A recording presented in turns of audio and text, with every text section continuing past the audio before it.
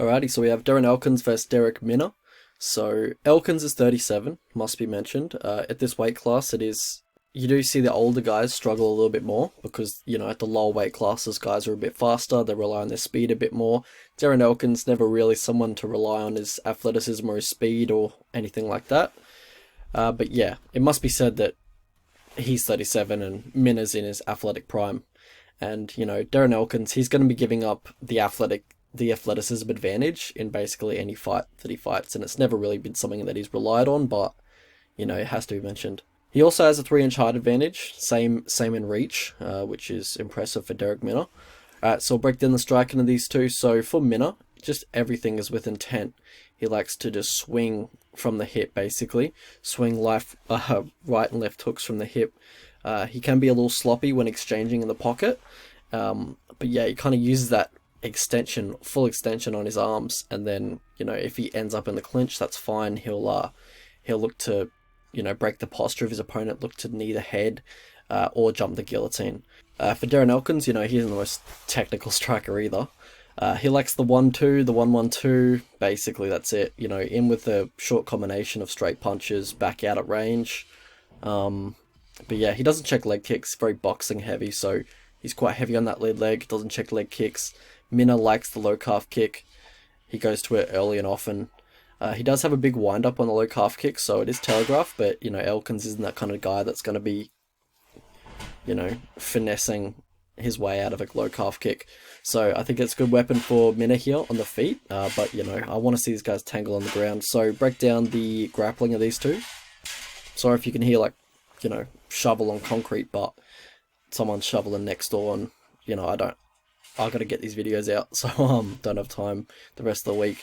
So yeah, break down the grappling. So what's his name? Elkins, he likes the double leg on the fence or the outside leg trip in the clinch. He's a decent wrestler. He can shoot from a little bit too far out, telegraph his takedown shots. Minner, you can't give him an inch in these scrambling positions or, grappling transitions. He loves that guillotine to defend a double leg on the fence. He's always looking for it. He is very dangerous with it, but, he jumps guillotine a lot, and it's good. It's fine early on. You're going to get it a lot, but he keeps doing it late in fights, and that often leaves him on his back. He just doesn't have the pressure in his arms anymore, and he just doesn't have the energy to hold on or just lock in that guillotine and make it tight enough for the opponent to tap. So you generally see him, get a lot of his guillotines in round one, and then, as the fight goes on, the opponent starts slipping out, and he just gets controlled on top. But yeah, Elkins, he has good scrambles. He has good, submission defense. Like, he trains at Alpha Male. He's defended a lot of guillotines in his career, I'd imagine, on the mats at Team Alpha Male. Darrick Minner, he has offensive wrestling too, I should say. He likes the body lock to the outside leg trip. He hit a few of those on Rosa, I believe. Likes the single leg in a scramble, so you got to watch out for that when you are in a scramble with this guy. But also, if you're going for a single leg, watch out for the guillotine of Darrick Minner. And when he's on top, like when Darrick Minner's on top, he does float well on top of his opponents. Floated very well on top of Charles Rosa, which is what you got to do against Rosa. You can't be, just stagnant on top of Charles Rosa. He's dangerous off bottom as well. He's got a nice arm bar off his back, but yeah, he can be a little too comfortable off his back. Had this guy's win fights, so for Darrick Minner, he's got a nasty guillotine, 11 wins by guillotine, obviously, a very lethal weapon of his. For Elkins, he's got a solid gas tank, pushes a pace, he's very tough, obviously. Had these guys lose fights, so for Minner, he slows after round one, doesn't pace himself very well. For Elkins, he's super hittable, chin looks like it's done, and he just has way too much scar tissue to be healthy, and for me to be not concerned about him just getting a doctor's stoppage loss every fight, because he just gets cut up every fight, and it's very dicey, literally, with his skin at the moment. Path to victory for these two. So for Elkins, look for the body lock control, look to nullify that guillotine, nullify that chest to chest clinch offense of Darrick Minner. So look to get the body lock and then turn the corner, go around the back, and Just look to, wrestling ride him from there and, mat return him a few times. Obviously, be mindful of the ghillie when you are shooting. I'd imagine he is aware of it. He's at a full camp for this one, I believe. So yeah, blast double when he telegraphs a leg kick. So instead of just eating the leg kicks, look for a blast double. Yeah. And for Darrick Minner, look for uppercuts, low calf kick. Yeah, the Lamas fight.